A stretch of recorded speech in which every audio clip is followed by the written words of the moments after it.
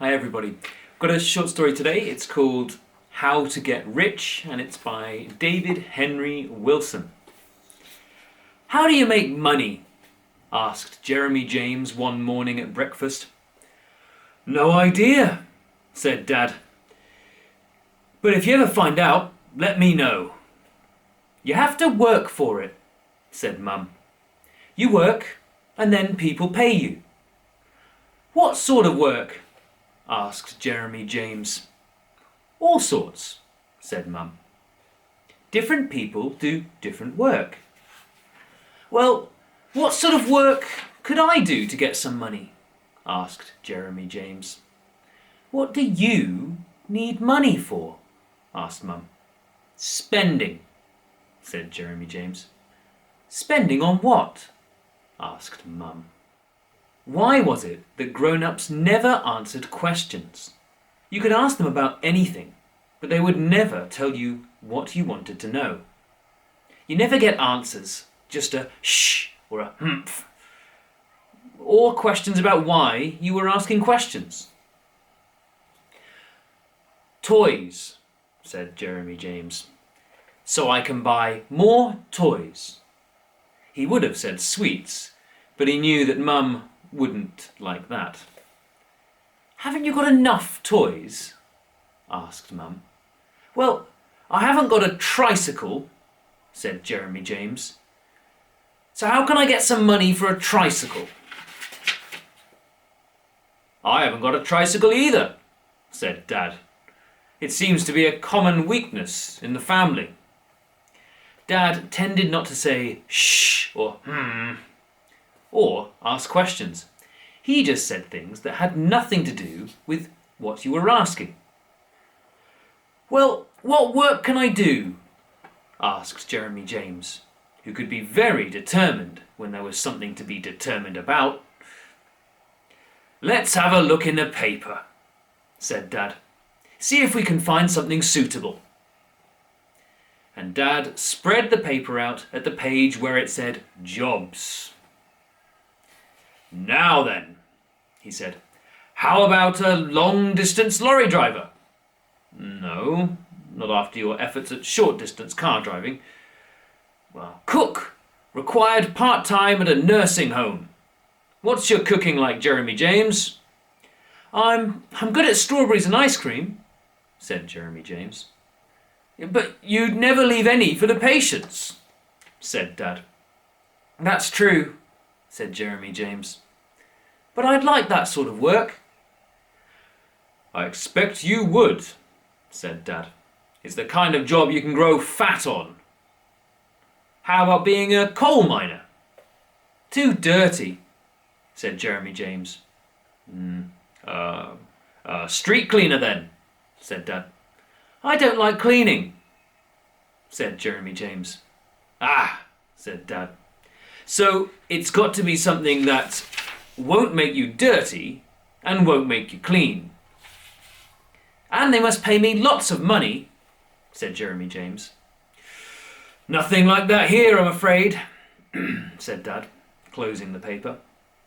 Fairy godmothers don't advertise in our papers. Mum and Dad smiled at each other, but Jeremy James didn't think it was funny. Sweets and toys and tricycles cost money. And if you wanted money, you had to work. And if you couldn't work, you couldn't have money. And without money, you couldn't have sweets or toys or tricycles. And that wasn't at all funny. Jeremy James frowned. And behind his frown, there began to stir a vague memory from the past. It had been at least 2 days ago. He had gone round the corner with Mum to the vegetable shop, and in the window had been a large notice which Mum had helped him to read. Bright lad wanted. That's what the notice had said. Jeremy James thought hard for a moment. Mum, said Jeremy James, am I bright? As bright as a button, said Mum. Jeremy James thought hard for another moment. Dad, said Jeremy James. How much do bright lads get paid? Well, it depends what they're doing, said Dad. Sort of, well, selling vegetables, said Jeremy James. No idea, said Dad. I expect they get the union rates for bright vegetable selling lads. What's union rates? Asked Jeremy James. That's what you'll get paid when you get the job, said Dad. Jeremy James did some more hard thinking. The problem was not what to do, but how to get permission to do it. He looked at Mum, and he looked at Dad, and he looked at the table, and he took in a deep breath and said, Can I just go round the corner to the sweet shop? To his surprise, Mum gave him permission without asking a single question. Good luck, said Dad, as Jeremy James left the house. But don't go into the road, said Dad, and come straight home afterwards. Jeremy James walked proudly and brightly up the street and round the corner to the vegetable shop. The notice was still in the window. Jeremy James puffed out his chest and marched in. And what can we do for you? Asked a thin man in a brown coat with a face like an old apple. I'm a bright lad, said Jeremy James. Aha, said the old apple. I can see that. But what can I do for you? Well, I've come for the job, said Jeremy James, so that I can get enough money for a tricycle. And you should pay me onion rates. Onion rates, eh? Said the man with the brown coat. What's your name then, sonny? Jeremy James, said Jeremy James. That's a smart-sounding name, all right, said the man in the brown coat.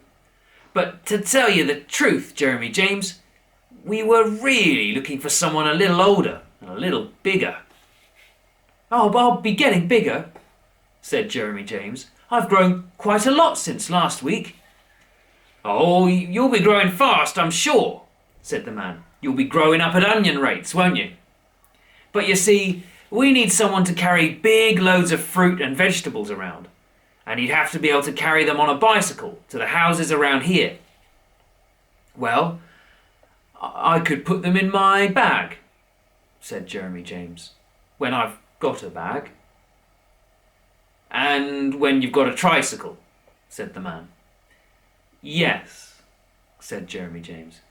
No, I don't think that would work, said the man, because there's an awful lot to carry. Oh, I'll get a big bag, said Jeremy James. In any case, said the man, you couldn't do the job till you had your tricycle. And you can't have your tricycle till you've done the job. It's what's called a vicious circle or cycle. Jeremy James's head dropped down on his chest like a cabbage too heavy for its stalk. I'll tell you what, said the man. You try and grow nice and quickly, and when you're as tall as my shoulder, come back and I'll give you the job. I'll never be as tall as your shoulder, said Jeremy James. If you eat plenty of fresh fruit and vegetables, said the man, you'll be up past my shoulder in no time. And I'll start you off myself. How's that? Come here. Now, take this paper bag. Jeremy James took the large paper bag that the man held out to him. Now, you go round my shop, said the man, and fill that paper bag with anything you like. Anything? Said Jeremy James. Anything, said the man. Jeremy James looked round the shop. Apples, oranges, pears, bananas, potatoes, tomatoes, beans and carrots. You haven't got any chocolate, have you? Asked Jeremy James. Afraid not, said the man. Or any tins of mandarin oranges?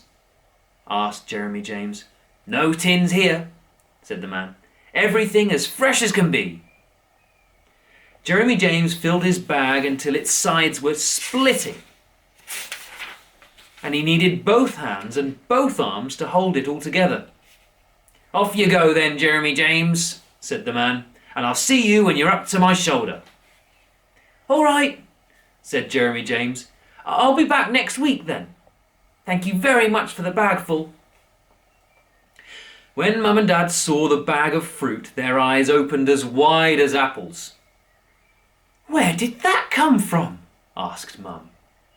"I went for the job at the vegetable shop," said Jeremy James. "Did you get it?" asked Dad. "Well, not exactly," said Jeremy James. "He said I should come back next week, when I'm as tall as his shoulder." "Ah," said Dad. "And he gave all of this to you to help you grow." "Yes," said Jeremy James. "I'll be growing at onion rates." "Well, that is a lovely lot of fruit," said Mum, emptying all the bag onto the table. "Worth a small fortune." An idea came into Jeremy James's mind and lit up his eyes from inside.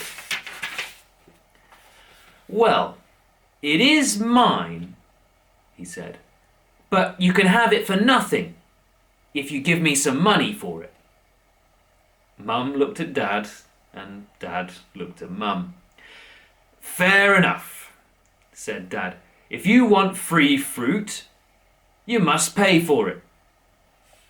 "How much are you asking?" said Mum. "Oh, it's worth a small fortune," said Jeremy James. "But I'd like enough to buy a tricycle with a bag." "Oh," said Mum. "Now that would be a large fortune." "All right," said Jeremy James. "Enough for a box of sweets." And to Jeremy James's surprise and delight, Mum agreed. 10 minutes later, Jeremy James was hurrying back up the road and round the corner to the sweet shop, and on his face was a smile as wide as a banana. It was the smile of a man who had done a good day's work. Okay, that's the end of the story. The story about Jeremy James trying to get his first job. You know, my first job was delivering newspapers, actually. So before school and after school, I used to have to go and pick up newspapers and then cycle round and put them through people's post boxes. Yeah, not a bad job. Lots of cycling, and as you know, I love cycling. I wonder what your first job will end up being. Or maybe you already do some things around the house to help. Okay, thanks for listening, and goodbye.